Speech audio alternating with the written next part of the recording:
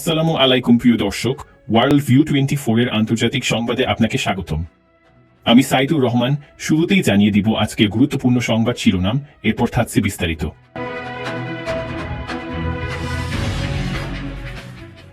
দর্শক, জানিয়ে দিব আজকের আপডেট খবর। ট্রাম্পের সঙ্গে খাতির জমাতে অবৈধ 18,000 অভিবাসী ফেরাচ্ছে ভারত। এরপরে জানবেন, নিরাপত্তা নিশ্চিতে 2 লাখ শান্তিরক্ষী দরকার হবে বললেন জেলেনস্কি।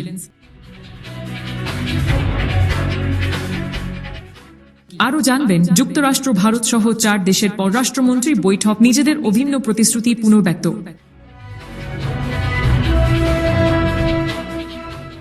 ট্রাম্পের বিরুদ্ধে জাতিসংঘে নালিশ পানামার প্রেসিডেন্টের।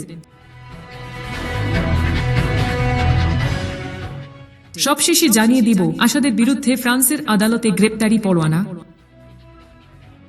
আপনারা শুনছিলেন আজকের সংবাদ শিরোনাম, এবার শুনবেন বিস্তারিত। যদি ভিডিওটি আপনাদের ভালো লাগে তাহলে অবশ্যই লাইক দিন, আপনার মতামত জানাতে কমেন্ট করুন, শেয়ার করুন এবং নতুন আপডেট পেতে চ্যানেলটি সাবস্ক্রাইব করে রাখুন। ধন্যবাদ। যুক্তরাষ্ট্রে অবৈধভাবে বসবাসরত নাগরিকদের শনাক্ত করে দেশে ফিরিয়ে নিতে ট্রাম্প প্রশাসনের সঙ্গে কাজ করতে প্রস্তুত ভারত। নতুন মার্কিন প্রেসিডেন্টকে সহযোগিতা করতে এবং বাণিজ্য যুদ্ধ এড়াতে এই পদক্ষেপ নয়াদিল্লির প্রাথমিক সংকেত। প্রায় 18,000 অবৈধ ভারতীয় অভিবাসীকে শনাক্ত করেছে যুক্তরাষ্ট্র, যাদের দেশে ফেরত পাঠানো হবে। এজন্য ভারত তাদের পরিচয় যাচাই করে দেশে ফেরানোর প্রক্রিয়া শুরু করবে বলে সংশ্লিষ্টরা এমনটি জানিয়েছেন। খবর ইন্ডিয়া টাইমসের। পরিচয় প্রকাশ না করে তারা জানান, যুক্তরাষ্ট্রে অবৈধভাবে বসবাসরত ভারতীয়দের সংখ্যা 18,000-এর অনেক বেশি হতে পারে, কারণ এটি স্পষ্ট নয় যে কতজন অবৈধ ভারতীয় অভিবাসী যুক্তরাষ্ট্রে বাস করছেন। সংশ্লিষ্টরা জানান, যুক্তরাষ্ট্রে অবৈধ অভিবাসীদের মধ্যে সংখ্যাগরিষ্ঠ অংশ পশ্চিম ভারতের, বিশেষ করে পাঞ্জাব ও গুজরাট রাজ্যের। অন্যান্য অনেক দেশের মতো ভারতও ট্রাম্প প্রশাসনকে সন্তুষ্ট করতে এবং তার বাণিজ্য হুমকির প্রভাব এড়াতে পর্দার আড়ালে কাজ করছে। অবৈধ অভিবাসন দমনে কঠোর পদক্ষেপ নেওয়া ট্রাম্পের নির্বাচনী প্রচারণার একটি গুরুত্বপূর্ণ প্রতিশ্রুতি ছিল। সোমবার যুক্তরাষ্ট্রের নতুন প্রেসিডেন্ট হিসেবে শপথ নেন ডোনাল্ড ট্রাম্প। শপথ নেওয়ার কয়েক ঘণ্টার মধ্যেই ট্রাম্প তার সেই প্রতিশ্রুতি বাস্তবায়নের পদক্ষেপ নেন। তিনি জন্মগত নাগরিকত্বের অবসান ঘটানোর উদ্যোগ নেন এবং যুক্তরাষ্ট্র মেক্সিকো সীমান্তে সেনা মোতায়েনের নির্দেশ দেন। যুক্তরাষ্ট্রকে সহযোগিতার বিনিময়ে ভারত আশা করছে যে ট্রাম্প প্রশাসন তাদের নাগরিকদের যুক্তরাষ্ট্রে প্রবেশের জন্য বৈধ অভিবাসনের পথগুলো খোলা রাখবে।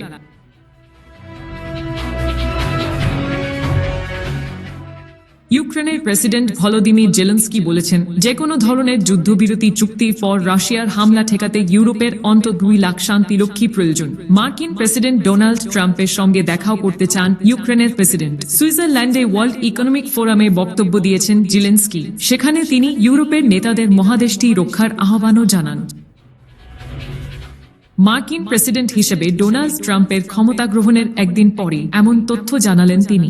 জেলেনস্কি বলেছেন, ইউরোপ থেকে সর্বনিম্ন অন্তত 2 লাখ শান্তিরক্ষী প্রয়োজন, অন্যথায় কিছুই হবে না। ক্ষমতায় গেলে প্রথম দিনেই ইউক্রেন যুদ্ধ শেষ করে দেওয়ার প্রতিশ্রুতি দিয়েছিলেন যুক্তরাষ্ট্রের নতুন প্রেসিডেন্ট ডোনাল্ড ট্রাম্প। তাই অভিষেক দিনেই এ বিষয়ে সাংবাদিকরা তার কাছে জানতে চান। উত্তরে ট্রাম্প বলেছেন, দেখেন, এখনো আমার পূর্ণ দিন হয়নি, এখনো আমার কাছে দিনের অর্ধেক সময় রয়েছে। ট্রাম্প আরও বলেছেন, আমি মনে করছি ইউক্রেনের প্রেসিডেন্ট ভলোদিমির জেলেনস্কি যুদ্ধ শেষ করতে চুক্তি করতে চান।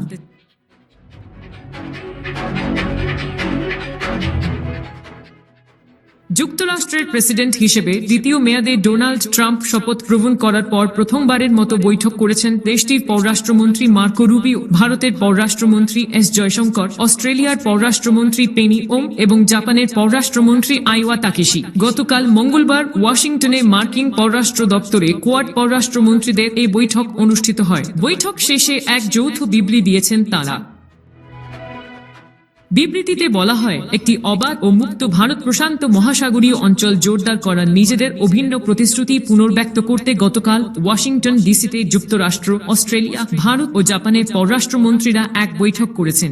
এ অবাধ ও মুক্ত অঞ্চলে আইনের শাসন, গণতান্ত্রিক মূল্যবোধ, সার্বভৌমত্ব ও ভৌগোলিক অখণ্ডতা সমুন্নত ও সুরক্ষিত থাকবে। পররাষ্ট্রমন্ত্রীরা বলেন, আমাদের 4 জাতি এই প্রত্যয় ধারণ করে যে সমুদ্র সীমা সহ সর্বক্ষেত্রে আন্তর্জাতিক আইন, অর্থনৈতিক সুযোগ, শান্তি শান্তি, স্থিতিশীলতা ও নিরাপত্তা ভারত প্রশান্ত মহাসাগরীয় অঞ্চলের মানুষের উন্নয়ন ও সমৃদ্ধির ভিত্তি। একই সঙ্গে আমরা বলপ্রয়োগ বা নিপীড়নের মাধ্যমে এই স্থিতিবস্থা বদলে ফেলার চেষ্টার যেকোনো একতরফা পদক্ষেপের জোরাল প্রতিবাদ জানাই। বিবৃতিতে আরও বলা হয়, ক্রমবর্ধমান হুমকির প্রেক্ষাপটে আঞ্চলিক সমুদ্রসীমা, অর্থনীতি ও প্রযুক্তি খাতের নিরাপত্তা জোরদার করতে আমরা প্রতিশ্রুতিবদ্ধ। পাশাপাশি এতদঞ্চলে গ্রহণযোগ্য ও স্থিতিস্থাপক সরবরাহ শৃঙ্খল ব্যবস্থাকে ত্বরান্বিত করতেও প্রতিশ্রুতিবদ্ধ আমরা। এছাড়া আগামী মাসগুলোতে কোয়াডের কর্মকাণ্ড এগিয়ে নেওয়ার ব্যাপারে নিজেদের আগ্রহ প্রকাশ করেন পররাষ্ট্রমন্ত্রীরা। বলেন, ভারতের আয়োজনে কোয়াড নেতাদের পরবর্তী শীর্ষ বৈঠকের প্রস্তুতি চলার প্রেক্ষাপটে পররাষ্ট্রমন্ত্রীরা নিয়মিতভাবে সাক্ষাৎ করবেন।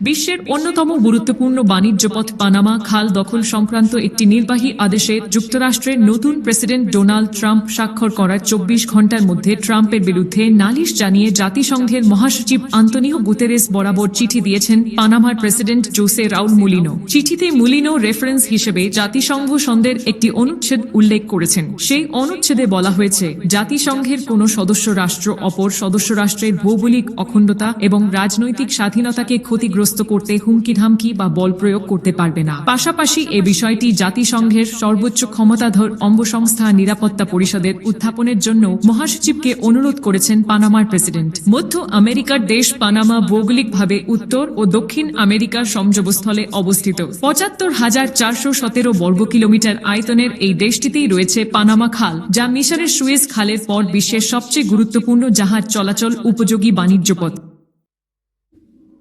প্রায় ৮২ কিলোমিটার দীর্ঘ এবং ১১০ ফুট প্রশস্ত এই খালটি আটলান্টিক ও প্রশান্ত মহাসাগরকে সংযুক্ত করেছে। পানামা খাল না থাকলে যুক্তরাষ্ট্রের পূর্ব থেকে পশ্চিম উপকূল অভিমুখে যাত্রাকারী যেকোনো জাহাজকে দক্ষিণ আমেরিকার কেপ হর্ন হয়ে যাওয়ার মাধ্যমে অতিরিক্ত ১৫,০০০ কিলোমিটার পথ অতিক্রম করতে হতো।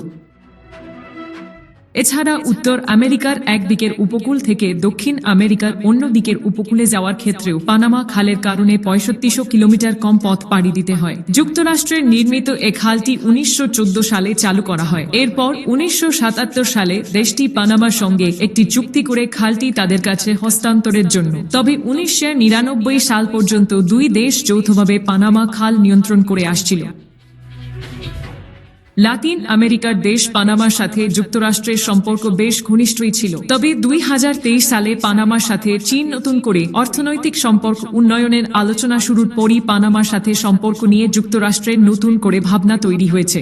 আর ট্রাম্প এখন অভিযোগ তুলছেন, মধ্য আমেরিকান দেশটি যুক্তরাষ্ট্রের জাহাজ ও অন্য নৌযান থেকে অতিরিক্ত ফি আদায় করছে। প্রসঙ্গত, চীন ও যুক্তরাষ্ট্রই পানামা খাল সবচেয়ে বেশি ব্যবহার করে। গত ২৩ ডিসেম্বর প্রথমবার পানামা খাল দখলের হুমকি দেন ডোনাল্ড ট্রাম্প। সেদিন অ্যারিজোনা অঙ্গরাজ্যে এক সমাবেশে ট্রাম্প বলেন, ওই খালের মালিকানা ও নিয়ন্ত্রণ পানামা এবং তার জনগণের হাতে তুলে দেওয়া হয়েছিল এবং সেটি ছিল যুক্তরাষ্ট্রের বদান্যতা। কিছু শর্তে পানামার তৎকালীন সরকার রাজি হয়েছিল বলেই খালের নিয়ন্ত্রণ তাদের হাতে তুলে দেওয়া হয়েছিল। কিন্তু সেটির নিয়ন্ত্রণ পানামাকে প্রদানের আগে ওয়াশিংটন বলেছিল, যেসব শর্তের ভিত্তিতে এ পদক্ষেপ নেওয়া হয়েছে সেগুলো যদি পূর্ণ না হয় তাহলে খালের নিয়ন্ত্রণ ফের যুক্তরাষ্ট্রের কাছে ফিরে আসবে। পরে ওই দিনই ট্রুথ সোশ্যালে একটি ছবি পোস্ট করেন ট্রাম্প। সেই ছবিতে খালের ওপর যুক্তরাষ্ট্রের পতাকার একটি ছবি রয়েছে। ছবির নিচে ট্রাম্প লেখেন, যুক্তরাষ্ট্রের খালে সবাইকে স্বাগতম। তাৎক্ষণিকভাবে ট্রাম্পের এ দাবির পর ক্ষুব্ধ প্রতিক্রিয়া জানিয়ে জোসে রাউল মুলিনো বলেছিলেন, এই খালের মালিক পানামা এবং কোনো কিছুর বিনিময়ে এই মালিকানা ছাড়বে না পানামার জনগণ। সোমবার দায়িত্ব গ্রহণের প্রথম দিন বেশ কয়েকটি রাষ্ট্রীয় আদেশে স্বাক্ষর করেন ট্রাম্প। এসব আদেশের মধ্যে পানামা খাল দখল সংক্রান্ত আদেশও ছিল। সেই আদেশে ট্রাম্প লেখেন, পানামা খালে আমেরিকান জাহাজের কাছ থেকে বেশি অর্থ নেওয়া হচ্ছে এবং আমাদের জাহাজকে ভালো সেবা দেওয়া হচ্ছে না। আমরা পানামা খাল ফিরিয়ে নিচ্ছি।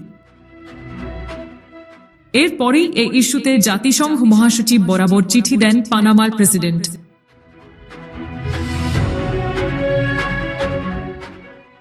২০১৭ সালে নিজ দেশে বেসামরিক লক্ষ্যবস্তুতে বোমা হামলায় জড়িত থাকার অভিযোগে সিরিয়ার ক্ষমতাচ্যুত প্রেসিডেন্ট বাশার আল আসাদের বিরুদ্ধে নতুন গ্রেপ্তারি পরোয়ানা জারি করেছেন ফ্রান্সের বিচারকরা। রুশ বার্তা সংস্থা তাস জানিয়েছে, ফ্রান্সের জাতীয় সন্ত্রাস বিরোধী প্রসিকিউটর অফিসের অনুরোধে এই পরোয়ানা জারি করে আদালত। পিএনটি 59 বছর বয়সী ফ্রাঙ্কো সিরিয়ান নাগরিক সালাহ আবু নাবাউটের মৃত্যুর তদন্ত করছে। অনুসন্ধান অনুসারে 2017 সালে দানা প্রদেশে সিরিয়ার সেনাবাহিনী আবু নাবাউটের বাড়িতে গোলাবর্ষণ করলে তিনি নিহত হন। সিরিয়ার সাবেক নেতার বিরুদ্ধে এটি ফ্রান্সের দ্বিতীয় গ্রেপ্তারি পর্যানা। এর আগে সিরিয়ার সেনাবাহিনীর রাসায়নিক অস্ত্র ব্যবহারে আসাদের কথিত ভূমিকার কারণে একটি পরোয়ানা জারি করা হয়েছিল। এফপির খবরে বলা হয়েছে, ফ্রান্সের বিচার বিভাগ সিরিয়ার উচ্চপদস্থ কর্মকর্তাদের বিরুদ্ধে এখন পর্যন্ত মোট 14টি গ্রেপ্তারি পরোয়ানা জারি করেছে।